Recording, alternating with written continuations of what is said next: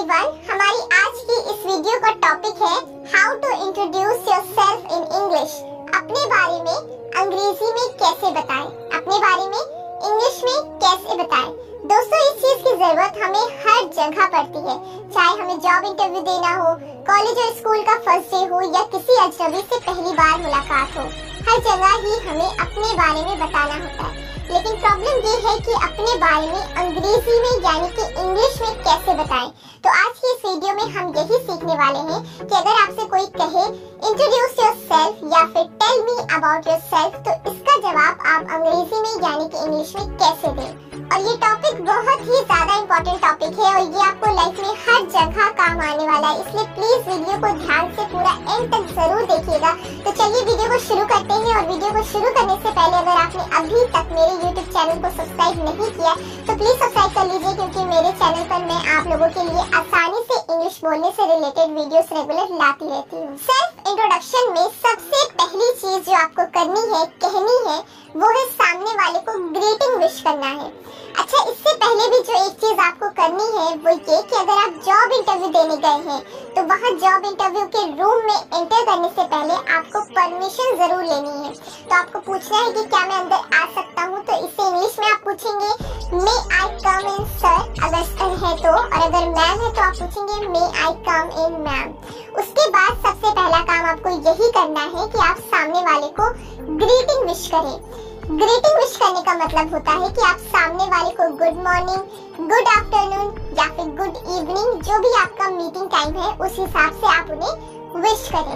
अगर मॉर्निंग का टाइम है तो आप कहेंगे गुड मॉर्निंग सर या फिर गुड मॉर्निंग मैम। इसी तरह दोपहर है तो आप कहेंगे गुड आफ्टरनून सर या फिर गुड आफ्टरनून मैम, या फिर आप हेलो सर, हेलो मैम भी बोल सकते हैं। ध्यान रहे कि अगर आप इंटरव्यू देने गए हैं या अपने किसी सीनियर से मिल रहे हैं तो आप कभी भी हाय का यूज नहीं करेंगे, यानी कि कभी भी सामने वाले को हाय नहीं बोलेंगे। ये एक इनफॉर्मल तरीका है, हमेशा हेलो ही बोलेंगे। ओके, यहाँ तक क्लियर हो गया कि या तो आपको good afternoon, good morning, good evening बोलना है, हेलो सर या फिर हेलो मैम बोलना है, हाय नहीं बोलना है। ग्रीटिंग विश करने के बाद आपको सामने वाले को थैंक यू बोलना है, धन्यवाद करना है उनका, क्योंकि सामने वाले ने आपको मौका दिया है, आपको चांस दिया है अपने बारे में बताने का। तो उसके लिए सबसे पहले आप उन्हें थैंक यू कहेंगे, तब आगे आप उन्हें अपने बारे में बताएंगे। तो थैंक यू बोलने का भी एक फॉर्मल तरीका है जिसे आप याद कर सकते हैं। क्या है वो तरीका? वो तरीका ये है कि आपको बोलना है, first of all thank you so much for giving me this opportunity to introduce myself. First of all thank you so much for giving me this opportunity to introduce myself. Opportunity का मतलब होता है अवसर या मौका, या फिर आप ये भी कह सकते हैं कि चांस। तो आप सामने वाले को सबसे पहले थैंक यू कह रहे हैं क्योंकि उन्होंने आपको मौका दिया है अपने बारे में बताने का। तो आप इंग्लिश में बोलेंगे first of all thank you so much for giving me this opportunity to introduce myself. Thank you बोलने के बाद नेक्स्ट आपको अपना नाम बताना है। नाम बताने का तरीका ये है कि आपको आई एम करके नाम बताना है या फिर माई नेम इज करके नाम बताना है। नाम बताने के लिए कभी भी माई सेल्फ का यूज नहीं करना है। तो नाम कैसे बताएंगे आप? For example, I am Tahmina Khan, मेरा नाम तहमीना खान है, तो मैं बताऊंगी आई एम तहमीना खान, या फिर my name is Tahmina Khan. जो भी आपका नाम है वो आप आई एम या फिर माई नेम इज करके बता सकते हैं। ठीक है, यहाँ तक समझ आ गया? क्लियर है कि कैसे अपना नाम बताना है, कैसे थैंक यू बोलना है? इतना क्लियर हो गया? अब आगे बढ़ते हैं। नेक्स्ट आपको बताना है प्लेस। प्लेस मतलब जगह, यानी कि आप किस जगह से आए हैं, आप रहते कहाँ हैं, वो आपको बताना है। इसे बताने के भी दो तरीके हैं। पहला, आई एम फ्रॉम करके आप बता सकते हैं कि आप कहाँ से आए हैं या आप कहाँ रहते हैं। दूसरा तरीका है आई बिलोंग टू। ये दोनों तरीके हैं, आई एम फ्रॉम या फिर आई बिलोंग टू। तो आप इसे कैसे बताएंगे? फॉर एग्जाम्पल, अगर मैं दिल्ली में रहती हूँ तो मैं बोलूंगी आई एम फ्रॉम दिल्ली या फिर आई बिलोंग टू दिल्ली। लेकिन ये आपको तब बोलना है जब आपका इंटरव्यू दिल्ली से बाहर हो रहा है, तब आप बोलेंगे I am from Delhi, I belong to Delhi. दोनों में से एक बोलना है, दोनों नहीं बोलना है, दोनों में से एक बोलना है। या फिर आप बोल सकते हैं आई एम फ्रॉम दिल्ली या आप बोल सकते हैं आई बिलोंग टू दिल्ली। ये आपको तब बोलना है जब आपका इंटरव्यू हो रहा है आपके शहर से बाहर, यानी कि दिल्ली से बाहर हो रहा है, तब आप ऐसे बोलेंगे।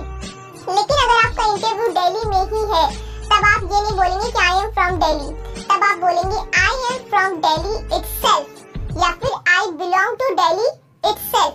इस तरह आप बोलेंगे कि मैं दिल्ली से ही हूँ। इसे इंग्लिश में बोलेंगे I am from Delhi itself, या फिर I belong to Delhi itself। ठीक है, यहाँ तक समझ में आ गया कि अगर आपका इंटरव्यू दिल्ली में हो रहा है तब आप बोलेंगे I am from Delhi itself, और अगर आपका इंटरव्यू दिल्ली से कहीं बाहर हो रहा है और आप दिल्ली से हैं तब आप बोलेंगे I am from Delhi। ठीक है, क्लियर हो गया। तो ये तो हो गई थोड़ी बहुत इंफॉर्मेशन आपके बारे में कि आपका नाम क्या है और आप हैं कहाँ से। इसके बाद आपको अपनी क्वालिफिकेशन बतानी है जो बहुत ही ज्यादा इम्पोर्टेंट है अगर आप जॉब इंटरव्यू देने गए हैं तो आप अपनी क्वालिफिकेशन कैसे बताएंगे। अब मैं मान के चल रही हूँ कि अगर आप जॉब इंटरव्यू देने गए हैं तो आप ग्रेजुएट तो होंगे ही, यानी कि आपने अपना ग्रेजुएशन कंप्लीट कर लिया होगा।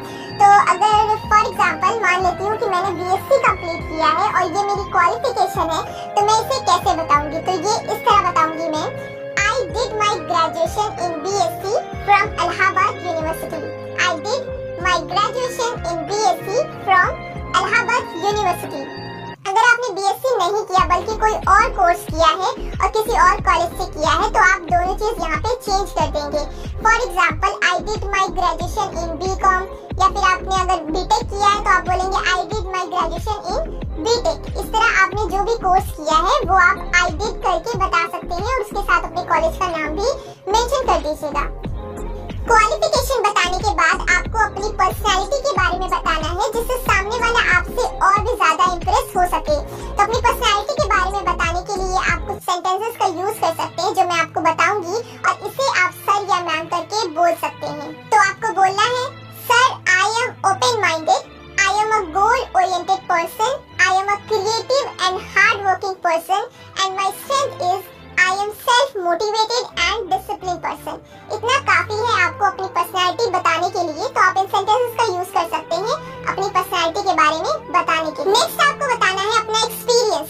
लेकिन अगर आपके पास कोई एक्सपीरियंस नहीं है, आपने अभी अपना कॉलेज पास आउट किया है, जॉब के लिए अप्लाई किया है, तो आप कहेंगे I am fresher, I am fresher। मेरे पास कोई एक्सपीरियंस नहीं, मैं बिल्कुल फ्रेशर हूँ, मैंने अभी अपना कॉलेज पास आउट किया है, तो आप बोलेंगे I am फ्रेशर। और अगर किसी काम में एक्सपीरियंस है, मतलब आप 2-3 साल के बाद, अपने कॉलेज के बाद 2-3 साल के बाद आपने जॉब अप्लाई किया है और उन 2-3 साल में आपने कहीं काम किया है, तो आपने एक्सपीरियंस बताएंगे। उसके लिए आप बोलेंगे I have 3 years experience in, I have 3 years experience in। जिस भी चीज में आपका एक्सपीरियंस है वो आप यहाँ पे मेंशन करेंगे। For example I have 3 years experience in marketing, I have 3 years experience in data entry। इस तरह के एग्जाम्पल आप बता सकते हैं। जिस भी चीज में आपका एक्सपीरियंस रहा हो वो आप यहाँ पे मेंशन करेंगे और इस तरह सेंटेंस बोलेंगे I have 3 years experience। 3 years की जगह आप 2 years, 1 year या 6 months जितना भी आपका एक्सपीरियंस है वो यहाँ पे मेंशन कर सकते हैं। इस तरह से आप अपना एक्सपीरियंस बताएंगे। इसके बाद आपको अपनी हॉबीज बतानी है। हॉबीज बताने के लिए मैं आपको एक एग्जाम्पल देती हूँ। My hobbies are reading book, cooking and listening music। इस तरह से आपको अपनी हॉबीज बताना है। जरूरी नहीं है कि आपको सेम यही चीज बोलनी है। माई हॉबीज आर करके आपको जो भी अच्छा लगता है वो आप बताएंगे। हॉबीज का मतलब होता है कि जो भी चीज आपको करना अच्छा लगता है वही आपकी हॉबीज होती है। तो my hobbies are reading book, cooking and listening music.